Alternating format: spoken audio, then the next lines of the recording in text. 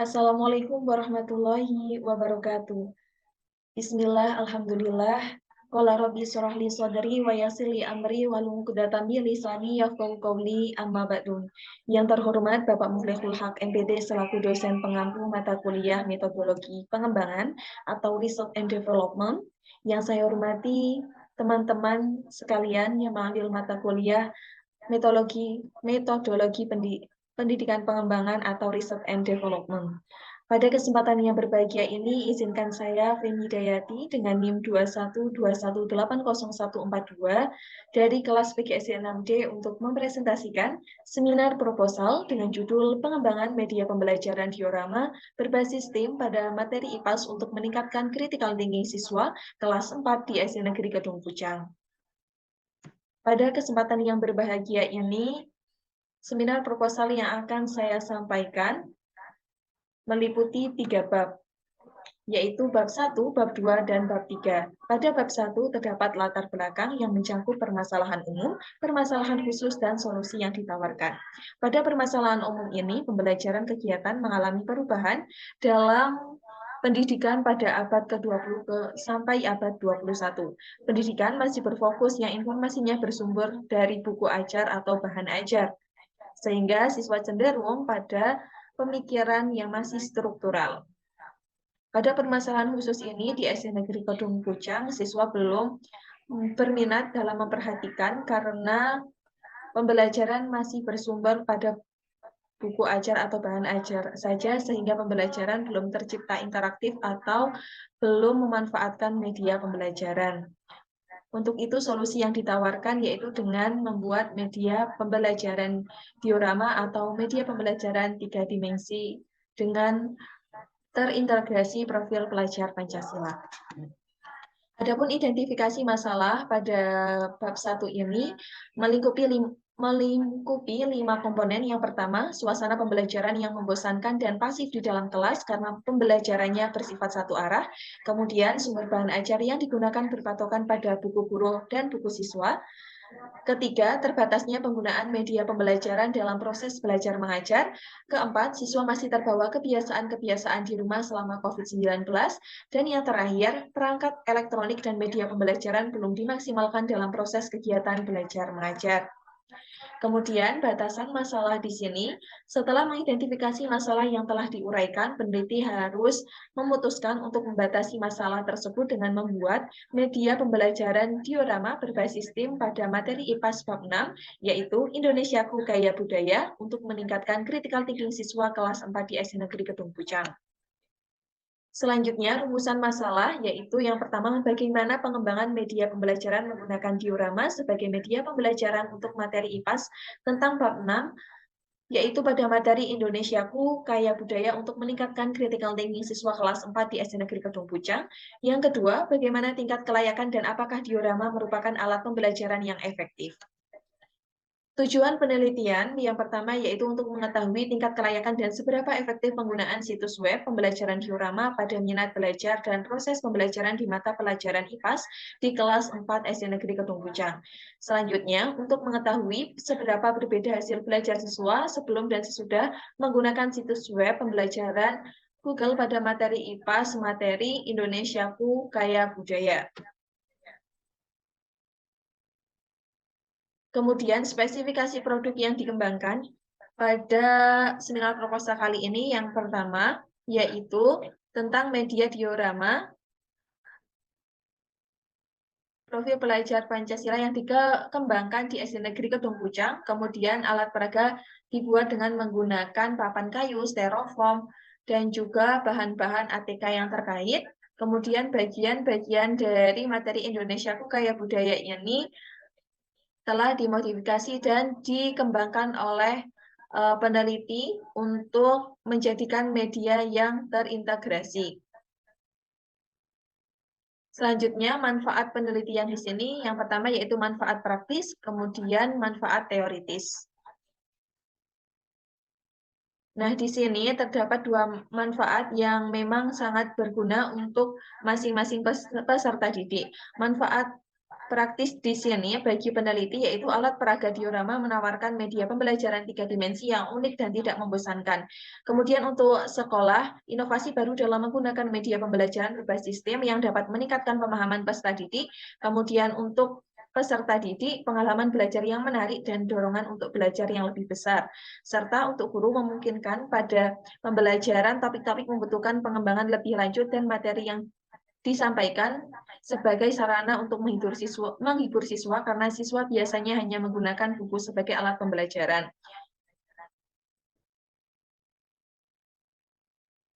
Untuk selanjutnya, asumsi dalam pengembangan produk yang pertama yaitu proses pembelajaran akan lebih mudah dilakukan karena media pembelajaran yang digunakan melalui diorama dapat membuat pelajaran lebih menarik. Selanjutnya, pengembangan media pembelajaran ini akan didukung untuk setiap siswa, baik milik orang tua siswa maupun milik sendiri. Kemudian yang ketiga, media harus mudah digunakan dan dapat dikomunikasikan. Selanjutnya, kajian teori yang tercantum pada bab 2, yaitu yang pertama tentang media pembelajaran, yang kedua STEAM, yang ketiga pembelajaran IPAS di sekolah dasar, yang keempat critical thinking. Media pembelajaran adalah alat sarana dan perantara yang digunakan untuk menyampaikan pesan dan informasi dalam proses belajar mengajar. Dalam upaya media pembelajaran ini juga ditingkatkan serta didukung dengan pembelajaran berbasis STEM. Pendidikan STEM atau Sains, Teknologi, Engineering, Art, and Matematik merupakan pendekatan interdisipliner dalam pembelajaran yang menggabungkan sains, teknologi, teknik, seni, dan matematika. Konsep ini muncul sebagai pengembangan dari pendidikan STEM dengan penambahan unsur seni atau art. Selanjutnya yaitu pembelajaran IPAS di sekolah dasar. Pembelajaran IPAS sudah menjadi mata pelajaran yang tidak asing karena merupakan mata pelajaran yang penting dalam kurikulum di sekolah dasar, terutama di program kurikulum Merdeka ini. Pembelajaran IPAS bertujuan untuk memberikan dasar pengetahuan yang luas tentang alam semesta, lingkungan, serta fenomena sosial yang terjadi di sekitar kita di tingkat sekolah dasar. Selanjutnya, yang keempat yaitu tentang critical thinking.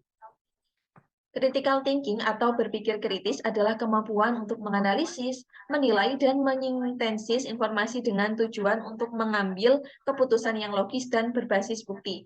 Hal ini merupakan keterampilan esensial dalam dunia yang semakin kompleks dan penuh dengan informasi, di mana kemampuan untuk memisahkan fakta dari opini dan membuat penilaian yang tepat sangat penting. Selanjutnya, pada bab 2, yaitu mencakup kajian yang relevan.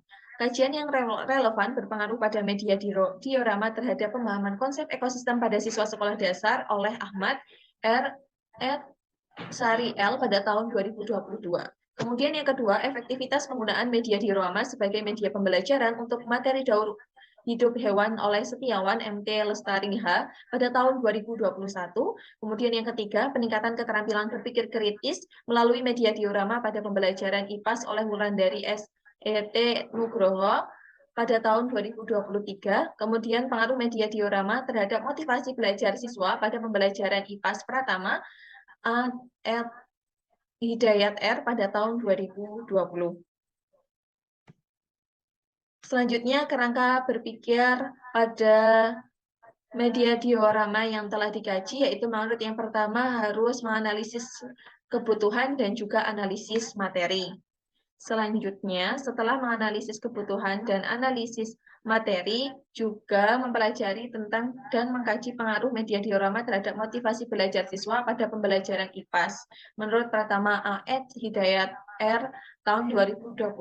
Setelah itu, mengkaji tentang spesifikasi produk dan model penelitian yang digunakan adalah model Brock and Goal atau Research and Information Collection, Planning, Development, Preliminary form of product, preliminary flight racing, main product revision, main flight testing, operational product revision, operational flight testing, final product revision, and dissemination and implementation. Selanjutnya, Menguji kelayakan produk yang ditinjau dari dua hal. Yang pertama, validitas produk berdasarkan dari ahli media dan ahli materi, dan kepraktisan produk berdasarkan dari respon peserta didik. Selanjutnya, menghasilkan produk berupa media diorama terintegrasi profil pelajar Pancasila sesuai dengan prosedur penelitian dan kelayakan berdasarkan dua aspek, yaitu validasi ahli media dan ahli materi, serta kepraktisan dari angket respon peserta didik. Kemudian terdapat pertanyaan penelitian. Yang pertama, bagaimana pengembangan media pembelajaran diorama berbasis STEM pada materi IPAS untuk meningkatkan critical thinking siswa kelas 4 SD Negeri Kedung Pucang. Kemudian yang kedua, bagaimana kelayakan pengembangan media pembelajaran diorama berbasis STEM pada materi IPAS untuk meningkatkan critical thinking siswa kelas 4 di SD Negeri Kedung Pucang, yang ditinjau dari pertama, kevalidan menurut validator ahli media dan validator ahli materi, kemudian kepraktisan produk ditinjau dari respon peserta didik. Adapun metode penelitian yang tercantum pada bab 3 dengan metode menggunakan penelitian dan pengembangan Research and Development atau R&D, kemudian dengan model menggunakan model pengembangan Work and Goal yang terdiri dari 10 langkah. Adapun prosedur pengembangan Research and Development yang dikaji dari Work and Goal, yang pertama yaitu Research and Information Collection, kemudian Planning atau perencanaan, Development Preliminary Form of Product, kemudian Preliminary Flight Testing, selanjutnya Operational Flight Testing, Operational Product Revision, kemudian langkah selanjutnya Main Flight Testing, di tahap selanjutnya ada Main Product Revision, kemudian di Final Product Revision, dan langkah yang terakhir yaitu Dissemination and Implementation.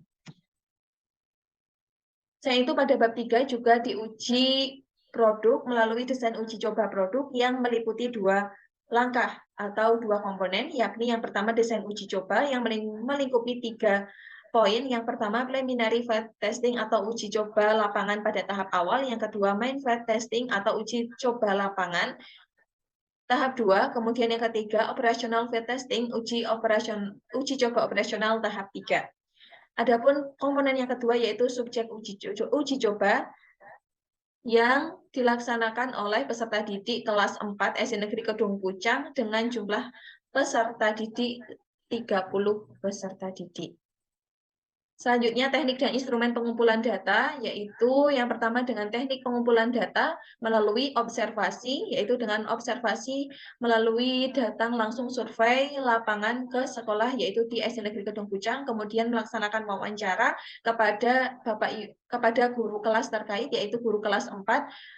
Selanjutnya dengan melaksanakan atau pengisian angket melalui Google Form, dan instrumen pengumpulan data yang diambil menggunakan angket validator dan angket peserta didik.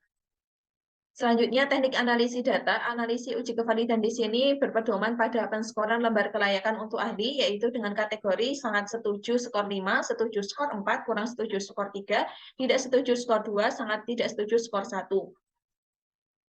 Selanjutnya, tabel kriteria validitas produk, yaitu 0-20% tidak valid, 21% sampai 40% kurang valid, 41% sampai 60% cukup valid, 61% sampai 80% valid, 81% sampai 100% sangat valid.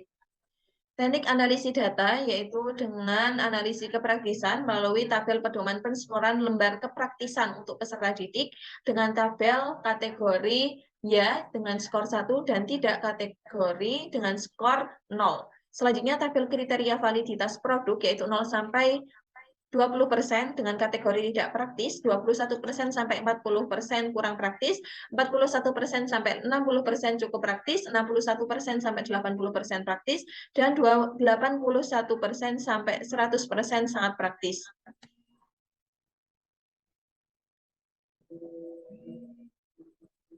Itulah presentasi seminar proposal yang telah saya buat pada kesempatan kali ini untuk memenuhi tugas ujian akhir semester mata kuliah metodologi pengembangan atau Research and Development yang diampu oleh Bapak Muflihul Haq MPD.